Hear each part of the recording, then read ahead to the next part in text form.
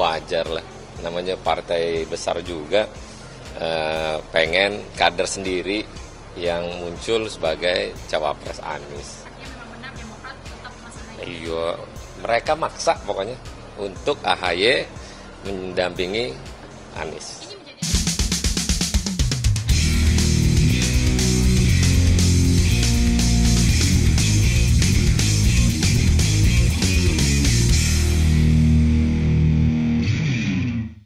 Peta politik semakin cair mendekati pendaftaran capres di bulan Oktober ini. Banyak gerakan-gerakan yang dibangun jauh-jauh hari berantakan sekarang ini. Seperti misalnya Koalisi Indonesia Bersatu atau KIB, di mana beberapa partai menggabungkan diri untuk membangun kekuatan besar dan niatnya menjadi game changer di dalam Pilpres 2024 kali ini. Tapi dari berbagai pengalaman, sebuah koalisi, kalau tidak ada satu partai yang mayoritas, yang menjadi center atau menjadi motor, maka sudah bisa dipastikan umur koalisi itu tidak akan panjang. Karena masing-masing pendiri koalisi itu punya agenda-agenda pribadi. Mereka berebut jadi calon presiden dan calon wakil presiden tanpa satu partai pun mau mengalah. Dan akhirnya pelan-pelan Koalisi Indonesia Bersatu itu pun bubar sendiri-sendiri. Golkar pergi, P3 merapat ke PDI, PKB dengan Prabowo mengikat diri, dan pelan-pelan bangunan koalisi itu runtuh, tidak sesuai dengan semangat di awalnya yang menggebu-gebu. Begitu juga koalisi perubahan, koalisi yang dibangun antara Nasdem, Demokrat, dan PKS ini kelihatannya memiliki nasib yang sama dengan KIB. Nasdem terkena masalah korupsi. Demokrat mulai melirik PDI Perjuangan. Dan PKS sudah menyiapkan sekoci untuk melarikan diri dan bergabung dengan kapal besar bernama Gerindra. Pelan-pelan, tali yang mengikat koalisi perubahan pun mulai terurai dan tidak lagi ketat seperti sebelumnya. Dan bisa jadi tali itu lepas karena masing-masing partai sejak awal memang mereka mengikatkan diri. Itu bukan karena mereka satu visi, tapi masing-masing punya agenda pribadi.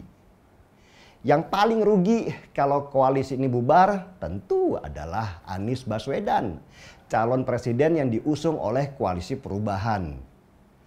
Kendaraan Anies untuk maju jadi calon presiden memang hanya Koalisi Perubahan. Gak ada lagi partai yang mau mencalonkan dia sebagai calon presiden karena dianggap tidak menguntungkan.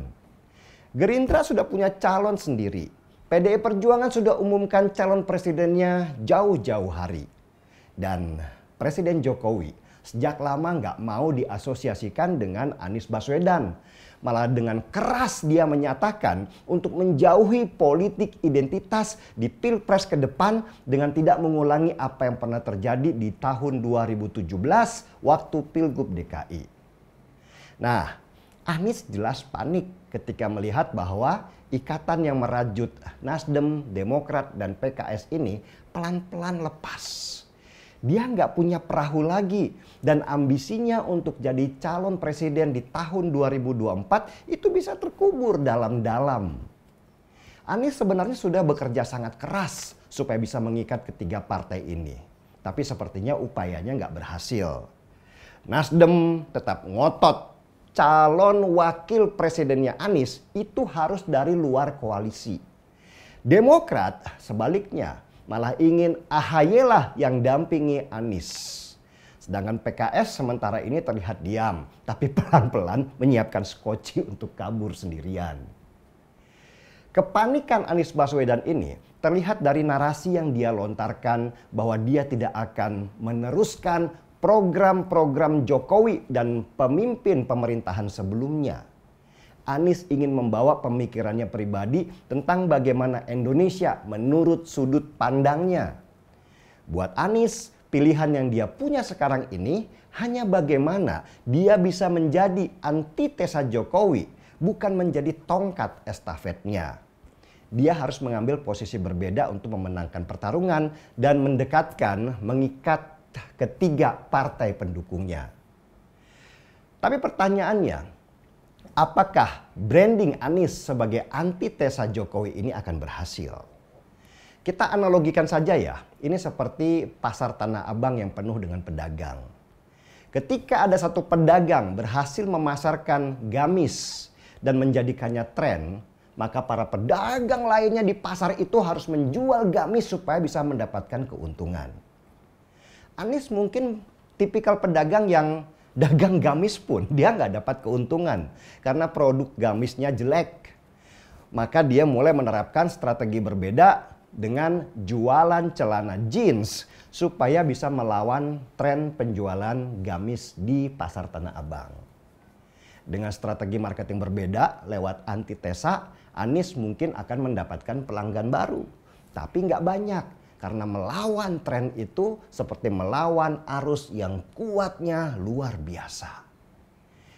Itulah kenapa survei banyak menyebutkan suara Anies Baswedan terus-menerus melorot turun karena dia berusaha melawan arus dengan menjadi antitesa Jokowi di tengah-tengah kepercayaan masyarakat yang berada di angka tertinggi sekitar 80% lebih.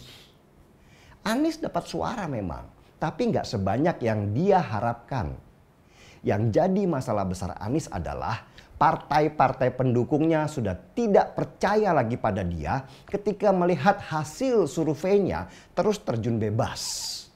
Partai-partai itu punya ciri khas para investor.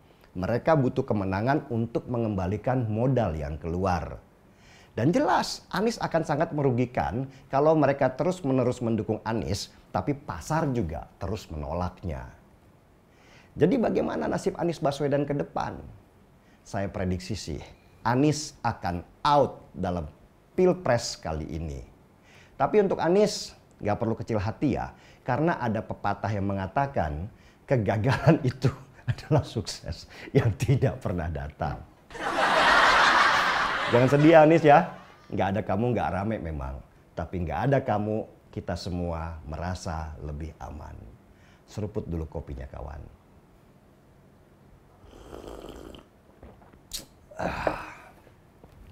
Gaspol.